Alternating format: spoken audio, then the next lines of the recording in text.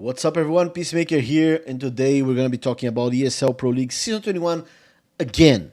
But this time around, we're going to be talking about the playoffs.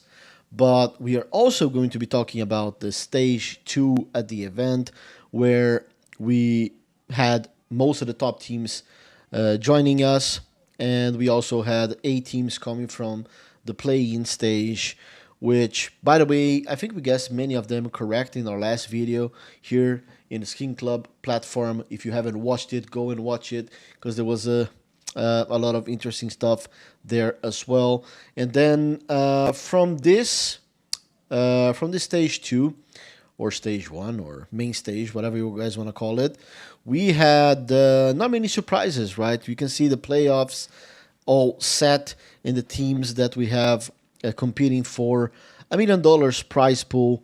And not only that, but the prestige of winning a ESL Pro League Season 21, one of the most important events in the season. And, well, I'm not shocked to see Eternal Fire here, right? All the way from the play-in stage. And we also mentioned in our last video that if there was a team that was definitely able to come back, to bounce back and start playing better and maybe have potential to win the entire thing, this is the team. But I have to say that unfortunately their run might be over right here, right now, because they face Team Spirit in the quarterfinals, which in my opinion is probably the toughest opponent they could ask for. So yeah, we have this playoffs, but let's actually talk about a little bit about the results prior to this, right? What happened in this stage? Was there any surprises or not? And in our first day in the stage, there was already plenty of interesting results, right? We had Furia competing on a good level against Mouz Sports, who, by the way, won PGL prior to this event. We saw Sol, the Portuguese roster, shocking the world with a new, recent formed lineup, beating NatV in their opening match in the stage, which was amazing. We also saw 3D Max beating Eternal Fire. I mean, what the hell is going on, right? Then the Mongolz beating Gamer Legion. Then the rest of the results were just as they should be. Coming into the second day, not really many surprises. I mean, the Mongolz beating G2, fair enough. I mean, it's a very good result for the Mongolz, but I think the biggest nightmare for these rosters is once they come and have to play on stage and playoffs in general. That's where they crumble under the pressure. So for now, not really shocking to me, at least. Then on the 9th of March, third day at the event, we had some very interesting matches as well. And then we had 3D Max beating Falcons. That is the only surprise, I would say, during this day. Sol got dominated by G2. In the Brazilian teams as well, like Pain Gaming losing to Navi. Common result, standard. I mean, Liquid beating Eternal Fire 2-0, with Eternal Fire not even taking a single map. That's very shocking. And actually, if you look, during the past couple of days, there was a lot of 2-0 matches, right? Especially in this one, like, there was only 2 matches that it was 3 maps. Other than that, it was just teams dominating each other. That's something to keep an eye on. Then we have March 10, which also didn't give us any surprises, right? I think one of the best series during this day was definitely Furia against Falcons. That was a hell of a match. It was actually the last match during this day. And then in the last day of the event, again, I would say no really surprises. Liquid beating 3D Max, Eternal Fire beating Falcons, which was a 50-50 game in my opinion, and then G2 dominating Gamer Legion, making it to the playoffs. And here we are. We have all the teams set. But before we talk about playoffs, we also have the stats from the tournament, who was shining, who wasn't, and wow, this was another one for the Dunk himself, the best player in the world, completely dominated. And when you think that this guy hasn't, proved himself already, or hasn't shown what he's capable of, then you go ahead and you see in one of the first big events in the season, and this guy is completely on fire again, and he's shocking the world again, and he's being the best player in rating, in damage, in assistance, in kills, being a trader, being a. I mean, he's just everywhere. And yeah, I mean, you guys can see like opening kills, that's him, and then impact rating, that's him, and then if you look at assistance, he's also somewhere around there. He's pretty good. Cast, he's also on the top. Rating, damage per round, kills per round, whatever. This guy is insane, right? Well, and honestly, like when Donkey's pulling these performances, it's gonna be really hard. I'm not gonna lie. It's gonna be really, really challenging for any team to beat them. We see Monazzi as well putting up good numbers for G2, and honestly, like if it's not him and Mouz right now, they will definitely be in trouble because right now they're gonna be playing against teams of their caliber, and I think that's where it's gonna be really hard, especially I'm not really a snacks hater, but I think that his numbers are really, really bad, and it's really hard to compete against teams. When you have your RGL like putting up those numbers, I think you need. Hopefully, his next step up a little bit during these playoffs, because otherwise, I think they're going to rely way too much and depend way too much on their star players to actually go crazy for them to have a chance competing against some of these teams that we are talking about. Other than that, I was checking a little bit of like the stats in general, CT side, T side, both sides, whatever. There wasn't anything really surprising, but as a Brazilian, I have to mention, right? If you go here and you put both sides, CT side, T side, and you see the round win conversion, wow, wow, wow. This looks pretty bad for us, right? I mean, on between all the Brazilian teams, we have really bad round conversions. But what surprised me the most, I would say, is our city sides in general, right? MIBR, Pain Gaming, saw the Portuguese team as well, and Furia with these numbers, not good. Definitely not good at all. Other than that, yeah, I think we're ready to talk about the playoffs right now. And we have our first games on the 13th of March. Eternal Fire against Spirit, Mouse against G2. And I'm just going to go ahead and say that, as I already said, right, it's going to be really, really challenging for Eternal Fire to compete against Spirit when Donk is putting those numbers.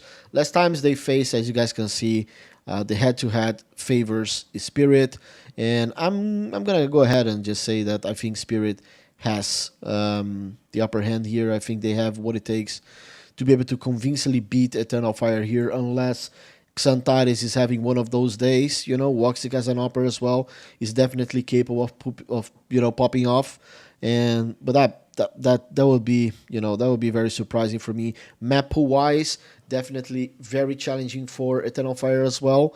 When Spirit has at least 60% win rate on every single map that they play on the pool right now, and while Eternal Fire has weaknesses, right? Train, for example, is one of them.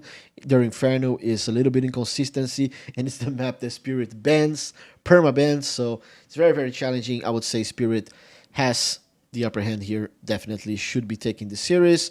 And then we have Mouse against G2. Let's take a look at this one and see if we can come up with anything. I mean, again, like we just talked about G2 recently when I was talking about Snack's performances in general, but Mouse is living in the fairy tales. I guess we can put it like that right now, right? With the Brawlin as the IGL, they already won an event. There is no real pressure on them. They have beat good opponents convincingly, but they actually lost to Vitality 2-0, which shows that they do have weak points coming to the playoffs. J2 themselves showed way more weak points, in my opinion, than Mouse. In terms of prize pool, I think map pool. I think that G2 has very good opportunities in the series, right? They are definitely capable of beating Mouse and Inferno, for example. Definitely their best map. I think Mirage is very in the open as well. I would favor Mouse as a team, but I think this is a 50-50 map if it comes down to that. Definitely Mouse is the favorite on Ancient. I think they are playing really good right now. Dust2 is 50-50 as well.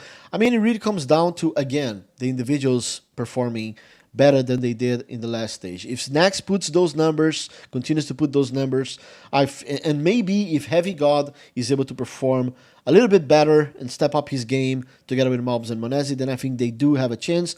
Other than that, I think it's very, very challenging. In IEM Cologne 2024, Mouz beat G2 2-0, but that was a different roster, different times. And I don't think this gives us much information, to be honest. As you guys can see, they barely played against each other in the last couple of months. So very interesting matchup. But I'm just going to go ahead and say that I think Mouz should take this series. All right. Moving on, we have Vitality against Liquid and Navi against the Mongolz. I mean, in my opinion, between all these matches, Navi and the Mongolz is going to be a hell of a match. So I'm going to leave this one for later. Let's talk about Vitality Liquid for now. And I think this series is, again, a very interesting one. But it's teams that, in my opinion, are in different calibers right now. Yes, I'm not going to go ahead and not give value to Liquid for what they were able to accomplish so far. But I just have to say that Vitality is playing really solid counterstrike right now. 8-match win streak in a row. And then, obviously, the head-to-head favors them completely, with Liquid taking only 2 maps in the last times they faced against each other. Very close ones, though. We see a lot of close matches here. Last time, it could have went Liquid's way, right? 13-11 on Nuke.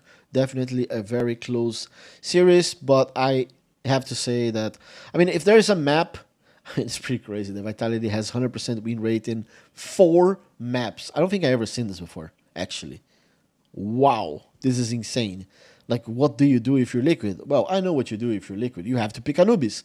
That's your only choice here. You have to go for that. And, I mean, to be honest, I think Liquid should potentially take Anubis. Like, I don't think that's one of the Vitality's best maps.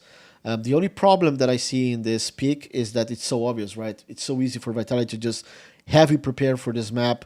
Take a look on, I mean, Liquid picks this map very often as well, so it should be a very comfortable preparation for Vitality coming up to this game. But I'm just going to go ahead and, you know what, I'm going to give Anubis to Liquid. I think they play really solid Counter-Strike right now. They're in a good momentum in the they're upcoming as well, right? Ultimate, I really like to see his improvement as an AWPer, and I think Nerds was a hell of an addition to this team. Brought a lot of firepower as well. So I'm just going to go ahead and say 2-1 Vitality here. And then we move on to talk about our last game, which should be Navi and the Mongolz for now. And in this one, wow. This is the thing, right? I certainly think that the Mongolz is capable of not only beating Navi, but at least winning a map. Let's put it like that. The main problem here is their mentality. Is if they choke, if they crumble under the pressure. But we're talking about a tournament that there's no real like a stadium where there's multiple things that could affect your focus, affect your performance. Here, they're still playing on the same area, same arena. I don't think they should be facing many issues in that sense. So I'm just gonna ahead and say if there was a game that I would say there is very, like a lot of upset potential, I would say this is the one. So, well, in terms of maps, what could we expect in this series? I mean, they have very similar map pool, right? And they're very good on Mirage, very good Inferno teams. Both of them really like Ancient as well. I think, again, this is why I think this is going to be a hell of a matchup. I'm going to be very surprised, negatively surprised, if this goes 2-0 for either one of the sides. I think this deserves to be like a 3 maps series, very close game, and it's a 50-50 game, even though, yes, Navi has more experience, has whatever you guys want to talk about it, but Navi also showed weak points, just like the Mongolz during this tournament. They lost to Seoul, they lost a map to Tyloo. Then if we think about it, Seoul was capable of beating Navi, and Tyloo took a map from Navi. Then why would we not believe that the Mongolz are also capable of not only taking a map, but beating them? So I'm just going to go ahead here and be bold. The Mongolz beats Navi and shocks the world. Finally, they win against a top team in playoffs. The Mongolz to the semifinals of ESL Pro League Season 21 to then go ahead and face who? Probably, let's see if we have it here. They would go and face Vitality. Okay. I would be very worried if it was a Spirit, potentially. But Vitality, imagine. What do we think right now? I mean, to finish this video, I guess we can just go ahead and say that, in my opinion, the grand final is going to be Vitality against Spirit. And if that comes into place, we have, in my opinion, the two best teams in the world right now competing for the title. And Vitality often plays really well against Spirit. I'm not gonna lie, and I think this could backfire on Spirit. I mean, if Donk is capable of putting the numbers he did in the first stage, no chance Spirit wins this event. If Vitality as a team, I think Vitality is better as a team collectively in terms of like the way they approach usually their games against Spirit. It wouldn't surprise me if they comfortably beat Spirit in the grand final. So I'm just gonna go ahead and say that, in my eyes, if this is the grand final, Vitality wins it. Vitality is the champions of ESL Pro League Season 21, in my eyes. Let's see if I'm wrong, if I'm right, in our next episode when I'm back here at SkinClub YouTube channel. Thank you for watching. Hope you guys watch ESL Pro League. Hope you guys enjoyed this video. Leave the comment below of who you guys think is gonna win this. Press the like button as well. Thank you for watching. Cheers.